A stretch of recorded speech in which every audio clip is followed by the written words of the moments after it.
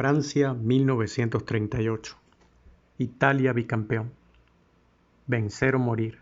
Telegrama de Mussolini a la selección italiana. El Mundial de 1938 se celebró en Francia porque la FIFA rompió sus propias reglas de alternancia. Esta vez tocaba en América, específicamente a Argentina, única postulada de este continente. Pero complacieron el capricho del presidente Rimet, excusados en razones económicas y logísticas.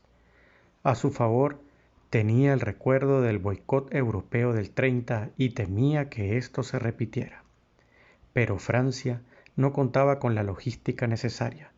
Para ello, en tiempo récord, construyó un estadio en un solo año, remodeló el templo del rugby francés, el Chapeau de Toulouse, hizo lo propio con Colons, sede de los Olímpicos del 24 en París, y con otros campos para colocar a disposición de la FIFA hasta 10 sedes, aunque algunas tenían aforos que apenas superaban los 5.000 espectadores.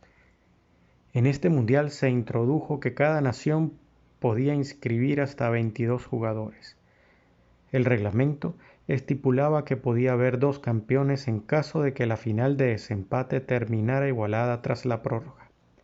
En ese caso, los campeones conservarían la copa solo 2 años. Aparte, la FIFA iba a correr con los gastos de viaje y estadía y se le pagaría una prima de $3 por día a cada jugador en la nómina. Esos incentivos salvaron la copa. Argentina decidió no participar en protesta por haber perdido la sede.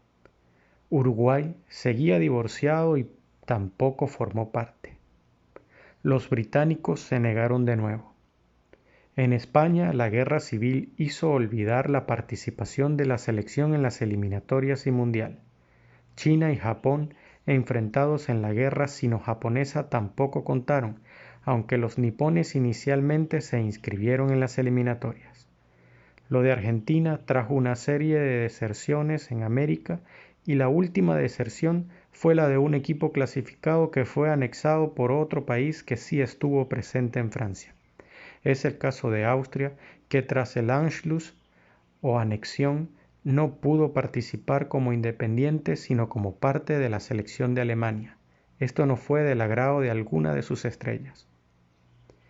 A pesar de los incentivos y buenos oficios franceses, solo se inscribieron 36 países, 4 más que en 1934, pero de esos 36 se bajaron otros más.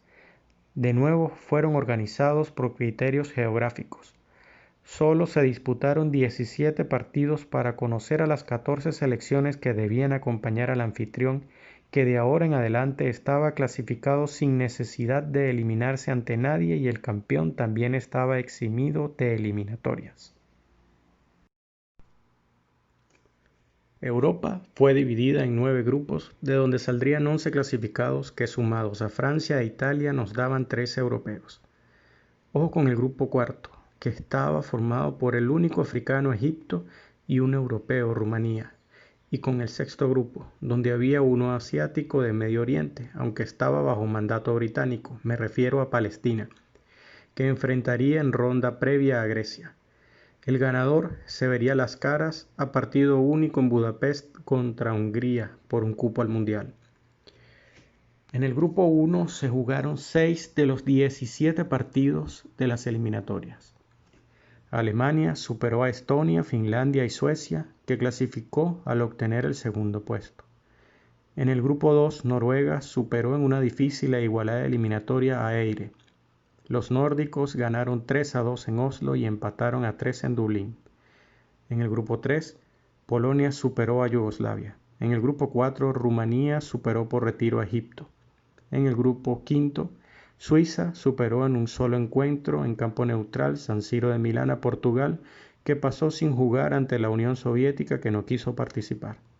En el grupo 6, Hungría derrotó a Grecia, que venía de despachar a la Palestina bajo mandato británico a doble eliminatoria. En el séptimo grupo, Checoslovaquia empató a domicilio con Bulgaria y luego la goleó en casa para clasificar. En el octavo, Austria Obtuvo el único cupo al superar a Letonia, que previamente había superado a Lituania, y finalmente en el grupo noveno se enfrentaron los tres países del Benelux, y la suerte le sonrió a Países Bajos y Bélgica a costa de Luxemburgo. En el resto del mundo no se jugó un solo partido para determinar clasificados al Mundial. En América se retiraron casi todos los inscritos: Chile, Colombia, Costa Rica, El Salvador, Estados Unidos, México y Surinam, llamada Guyana Neerlandesa en ese entonces. Algunos en solidaridad con Argentina, otros por el costo y el largo viaje. Brasil y Cuba fueron los únicos que estaban dispuestos a ir y fueron aceptados sin más que agregar. En Asia solo hubo dos inscritos: Japón y las Indias Orientales Neerlandesas, una colonia de los Países Bajos que ocupa el territorio de la actual Indonesia. Ambos se habían enfrentado en los Juegos del Lejano Oriente en Manila en 1934 con resultado de 7-1 a favor de la colonia neerlandesa. Los japoneses se retiraron por razones ajenas a lo deportivo, y los de las Indias Orientales Neerlandesas quedarían en la historia como los primeros asiáticos que participaron en una Copa Mundial. Aunque la FIFA hasta última hora barajó la posibilidad de hacer una eliminatoria en Francia entre Estados Unidos y las Indias debido al bajo nivel de los asiáticos, pero Estados Unidos se negó.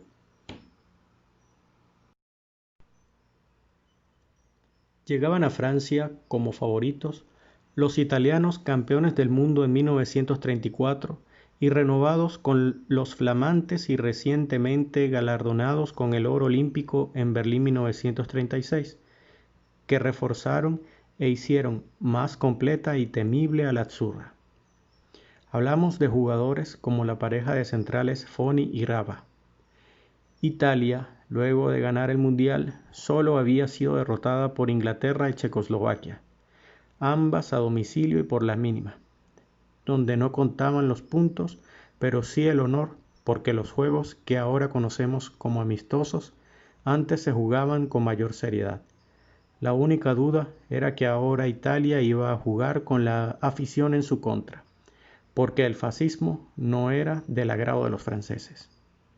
Checoslovaquia, Austria, Alemania, sobre todo luego de anexarse a Austria y Hungría, eran los retadores más fuertes al título. El triunfo de Polonia 6-0 sobre Escocia los colocó con expectativas de cara al torneo. No se podía olvidar que los dos campeones anteriores habían sido los anfitriones, por eso Francia debía ser tomada en cuenta. Del resto del mundo había que decir que Brasil viajaba al Mundial esta vez con los mejores jugadores de ese país. Si te ha gustado, hazlo saber dándole like. Si quieres, compártelo.